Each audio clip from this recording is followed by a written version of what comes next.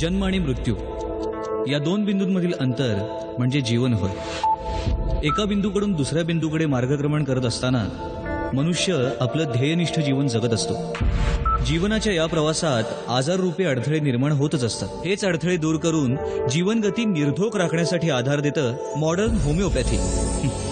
चला तर मग जाणून घेऊया मॉडर्न होमिओपॅथी.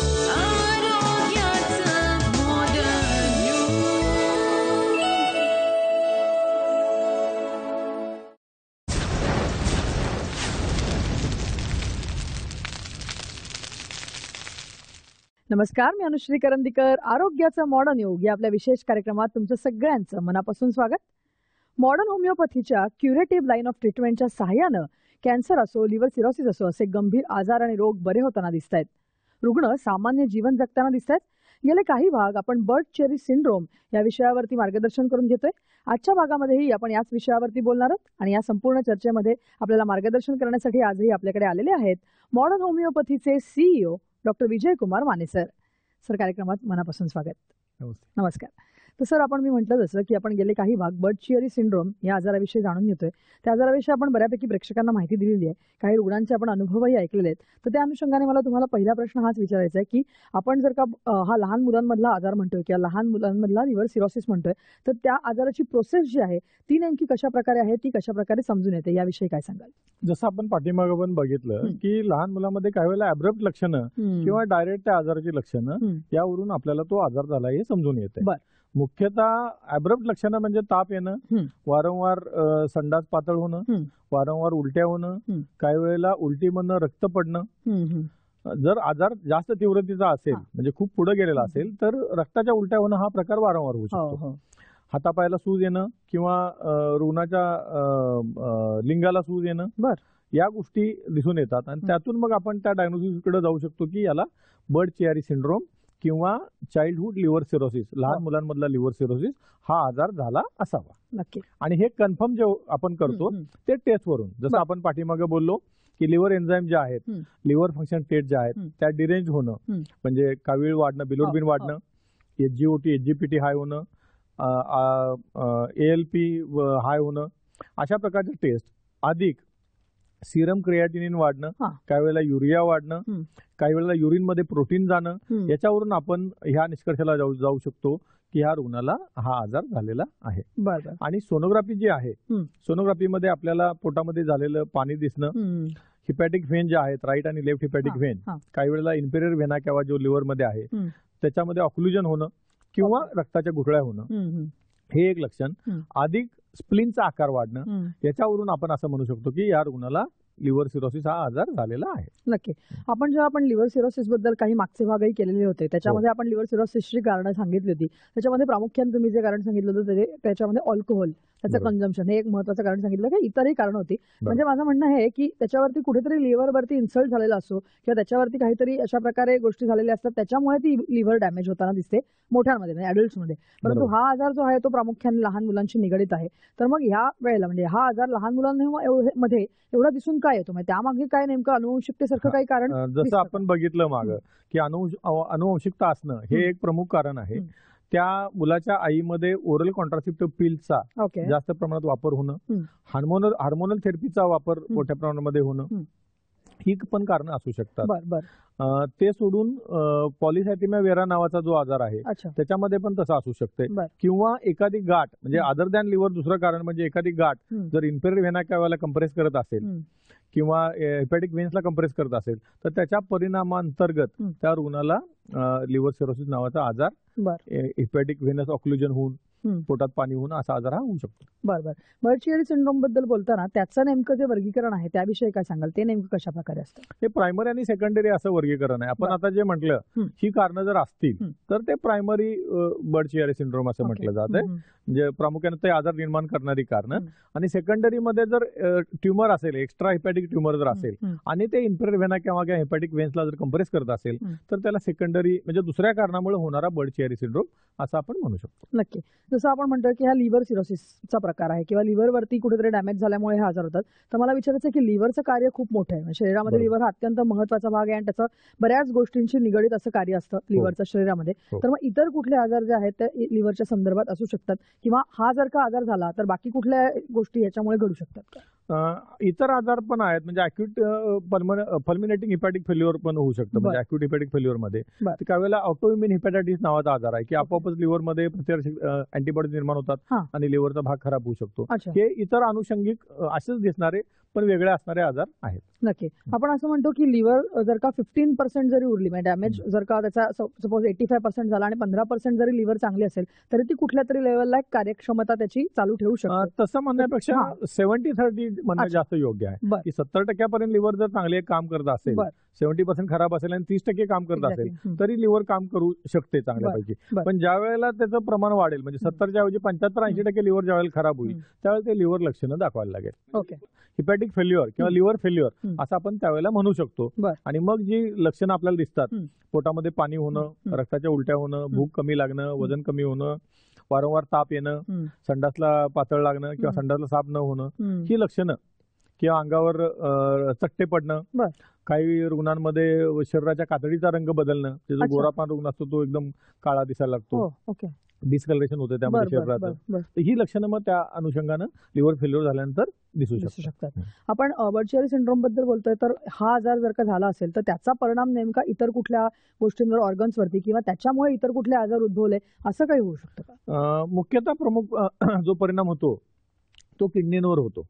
त्याला म्हणायचं हिपॅटोरिनल सिंड्रोम. अच्छा. लिव्हर सिरोसिस झाल्यामुळे, लिव्हर फेल्युअर झाल्यामुळे किडनी फेल्युअर व्हायचा धोका पण जास्त असतो. यामध्ये जे सोडियम आहे, मीठ जे आहे जेवणामध्ये, ते मिठाचं स्टॅग्नेशन होतंय आणि मिठाचं शरीरातलं प्रमाण वाढतंय सोडियम, आणि ते वाढल्यामुळे मग किडनी फेल्युअरचं प्रमाण पण, रेनिन अँजिओटेन्सिन नावाचं एक मेकॅनिझम आहे, त्याच्यामुळे ब्लड प्रेशर वाढतं आणि ब्लड प्रेशर वाढल्यामुळे किडनी फेल्युअर व्हायची शक्यता मोठ्या प्रमाणामध्ये दिसून येते.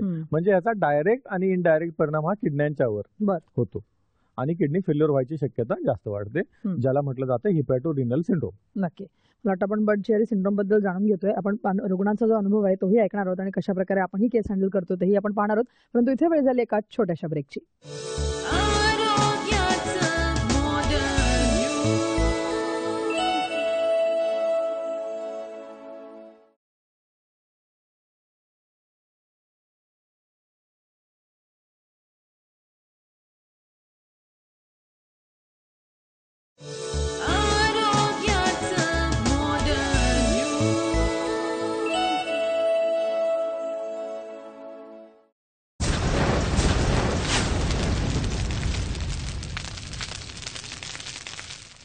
ब्रेकनंतर आरोग्याचं मॉडर्न योग या आपल्या विशेष कार्यक्रमात तुमचं सगळ्यांचं पुन्हा एकदा स्वागत. आपण बर्चियरी सिंड्रोम या आजाराविषयी जाणून घेत असताना आता आपण याच आजाराशी संबंधित रुग्ण आणि त्याच्या नातेवाईकाचा बाईट ऐकणार आहोत आणि त्याचबरोबर त्यांचे रिपोर्ट्स, त्याचाही आढावा घेणार आहोत. वय 2 वर्ष. मी त्याची आई बोलते, राहणार आळंदी. याला हा आजार 8व्या महिन्याचा असताना झालाय. पहिले त्याच्या पोटात पाणी झालं, त्याच्यानंतर त्याच्या टेस्ट वगैरे केल्या, त्यानंतर कळलं की त्याला लिव्हर सिरोसिस झालेला आहे आणि त्या मध्यंतरीच्या दरम्यान त्याला ब्लड मुवमेंट होत होत्या.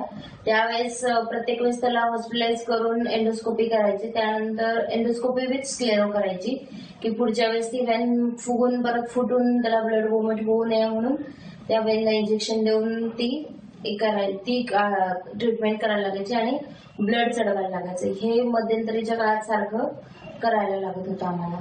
डॉक्टर विजयकुमार माने यांचा साम टीव्हीवरती संडेला मी कार्यक्रम बघितला. त्या कार्यक्रमामध्ये त्यांनी सांगितलं की असल्या पेशंटवरती आम्ही उपचार करतो, ते पण बिना हॉस्पिटलाइज, आणि म्हणजे त्यांचं कुठल्याही प्रकारची शस्त्रक्रिया करायला लागणार नाही आणि दवाखान्यात ऍडमिटही करायला लागणार नाही. बाकीचे जे तुम्हाला एंडोस्कोपी करायला लागते ते एंडोस्कोपी पण जास्त नाही करायला लागणार. 9 डिसेंबर 2015 पासून डॉक्टर विजयकुमार माने यांची औषधं घ्यायला सुरुवात केली.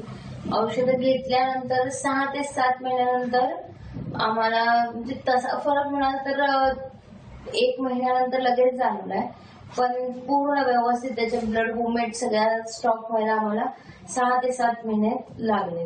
आता त्याची तब्येत व्यवस्थित आहे. मेन म्हणजे त्याच्या रक्ताच्या उलट्या थांबलेल्या आहेत आणि त्याची वाढ वगैरे सगळं काही व्यवस्थित डॉक्टरांच्या औषधांनी होत आहे.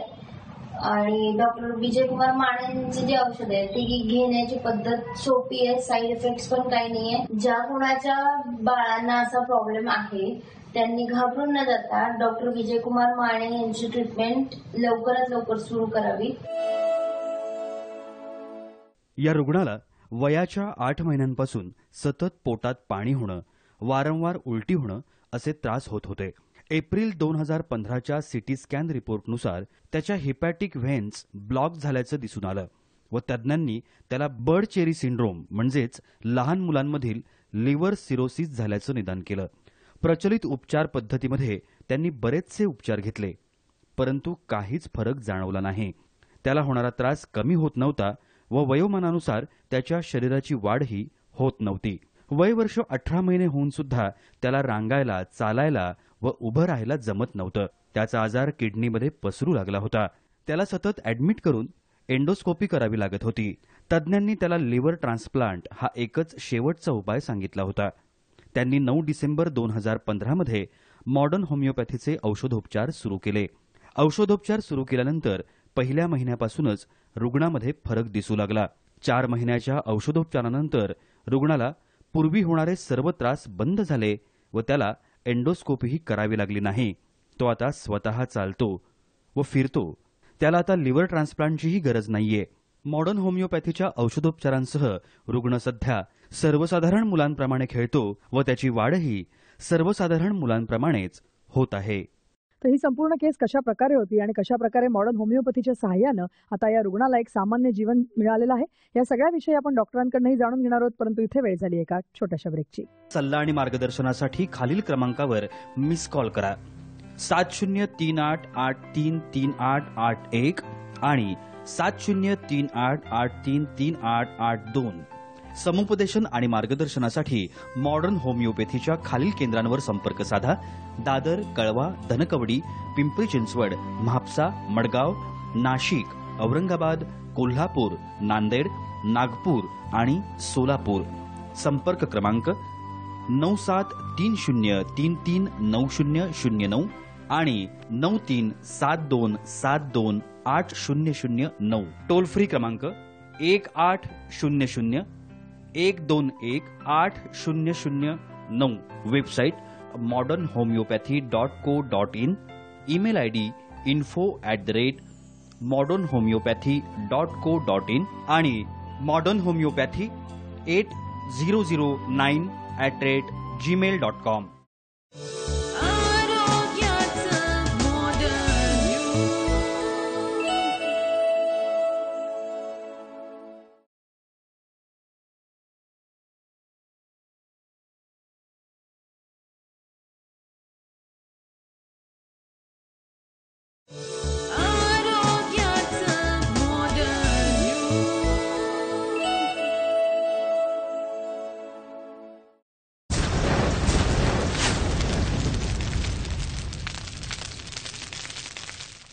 ब्रेकनंतर आरोग्याचं मॉडर्न युग या आपल्या विशेष कार्यक्रमात तुमचं पुन्हा एकदा स्वागत.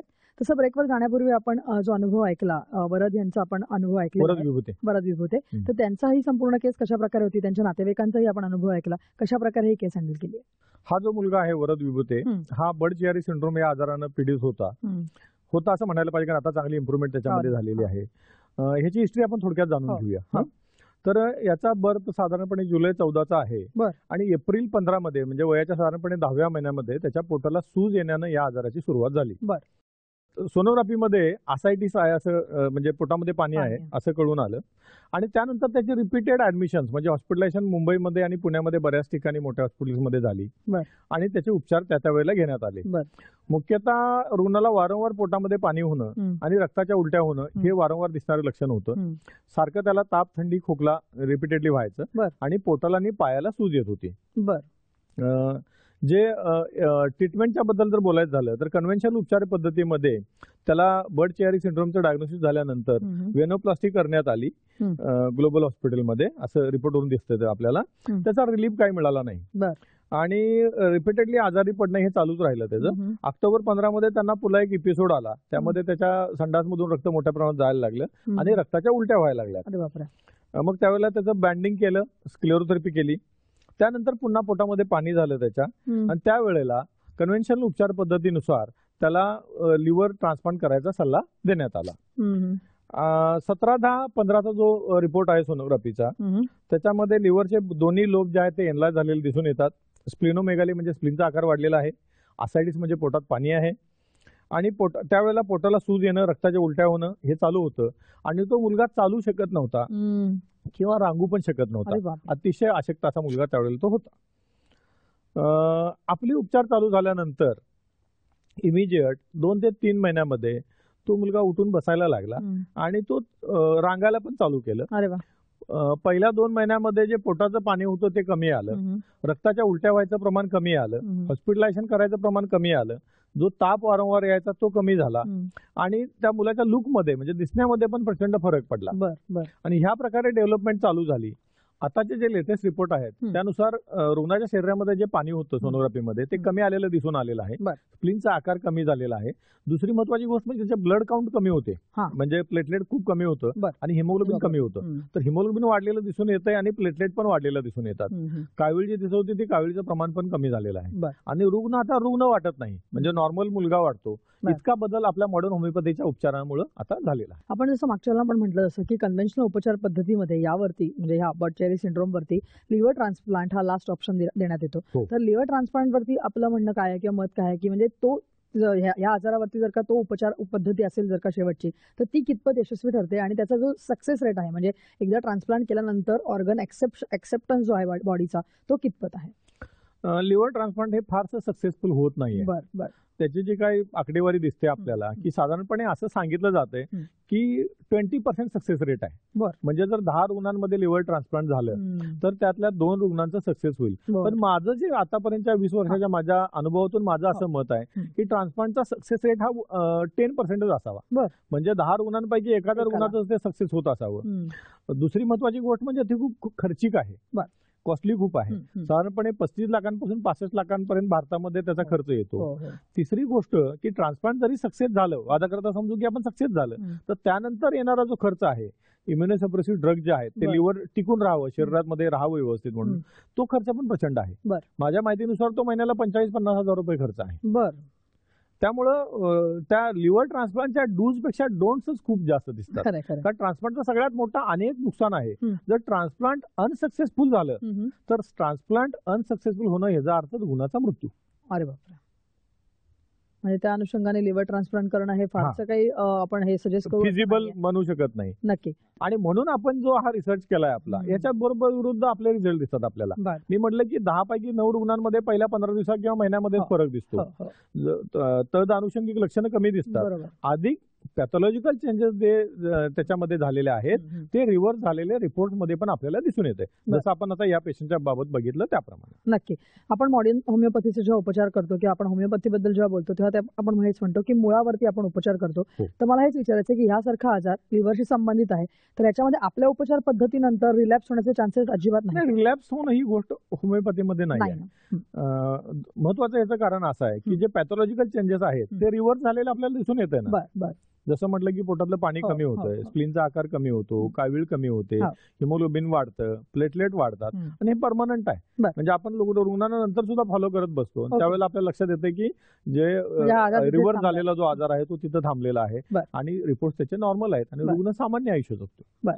मला याविषयी आता आपण ट्रीटमेंट बद्दल बोलतोय, परंतु हा जर का रोग झाला असेल किंवा हे सिंड्रोम असेल जर का आपल्यामध्ये, तर त्याच्यावर नियंत्रण ठेवण्याच्या अनुषंगाने काही आपण त्यांना ज्यांना झालेलं आहे त्यांना आपण काही सल्ला देतो का किंवा त्या अनुषंगाने काही करतो का? या सगळ्या कारणांपैकी मला अजून एक महत्वाचं कारण वाटतंय की पेन किलर्सचा किंवा अँटीपायरेटिक ड्रगचा किंवा अँटीबायोटिक्सचा अनिर्बंध वापर हे पण एक कारण असावं असं मला वाटतंय. त्याच्यावर स्टडी व्हायला पाहिजे, त्याच्यावर पुरेशी स्टडी नसावी असं मला वाटतंय, पण त्याच्यावर पण विचार व्हावा. आणि जसं आपण बघितलं की स्त्रियांमध्ये ओरल कॉन्ट्रासेप्टिव्हचा यूज जो आहे तो कमी प्रमाणात व्हायला पाहिजे किंवा बंद व्हायला पाहिजे. बरोबर आहे. जे हार्मोनल यूज जो आहे, ज्या हार्मोन स्त्रियांमध्ये दिलं जाते किंवा घेतलं जाते, त्याचं पण प्रमाण कमी व्हायला पाहिजे किंवा बंद व्हायला पाहिजे. या प्रकारे आपण ते आजाराला थोड्या प्रमाणामध्ये आळा घालू शकतो. नक्की. आता जी अनुवंशिकता आहे, ती अनुवंशिकता तर आपण थांबवू शकणार नाही. मग त्याच्यावर उपचार करणं आणि योग्य उपचार करणं एवढीच गोष्ट आपल्या हातामध्ये राहते. नक्की. जाता आता तुम्हाला एवढंच विचारायचं की या आजाराचं प्रमाण मुला आणि मुलींमध्ये काही वेगळेपणा दिसून येतो का? म्हणजे मुलांमध्ये जास्त, मुलींमध्ये कमी, असा काही भेद त्याच्यामध्ये? तसं मला काही वाटत नाही, कारण मुलांमध्ये पण तेवढ्याच प्रमाणात आपल्याकडे मुलं पण तेवढ्या प्रमाणामध्येच पेशंट आहेत आणि मुली पण आहेत. म्हणजे दोन्ही सेक्स मध्ये याचं प्रमाण जवळपास तेवढंच असावं असं मला वाटतं. नक्की. मला वाटतं आपण बर्ड चिअरी सिंड्रोम बद्दल पुरेशी माहिती प्रेक्षकांना दिलेली आहे आणि मॉडर्न होमिओपॅथीच्या साहाय्याने आपण बघितलं 3 तर अनुभव आपण स्वतःच ऐकले आहेत. असे अनेक पेशंट आपल्याकडे आलेले आहेत आणि ते सामान्य जीवन जगतात, इथपर्यंत बरे झालेले आहेत. आणि तुम्ही म्हणालात तसं की मॉडर्न होमिओपॅथीचे उपचार घेतल्यानंतर आजार पूर्णपणे तिथेच थांबतो, पुन्हा रिलॅप्स होत नाही. हे सगळ्यात मोठं तुमचं यश आहे असं म्हणायला हरकत नाही. तर या सगळ्या विषयावरती तुम्ही इथे एवढं छान मार्गदर्शन केलं त्याबद्दल धन्यवाद. धन्यवाद. या विषयासह आरोग्याचं मॉडर्न युग या आमच्या विशेष कार्यक्रमात आता इथेच थांबतोय. नमस्कार. सल्ला आणि मार्गदर्शनासाठी खालील क्रमांकावर मिस कॉल करा. 7038833881 आणि 7038833882. समुपदेशन आणि मार्गदर्शनासाठी मॉडर्न होमिओपॅथीच्या खालील केंद्रांवर संपर्क साधा. दादर, कळवा, धनकवडी, पिंपरी चिंचवड, म्हापसा, मडगाव, नाशिक, औरंगाबाद, कोल्हापूर, नांदेड, नागपूर आणि सोलापूर. संपर्क क्रमांक 9730339009 आणि 9372728009. टोल फ्री क्रमांक 180012180009. Website modernhomeopathy.co.in. Email ID info@modernhomeopathy.co.in आणि मॉडर्न होमिओपॅथी 8009@gmail.com.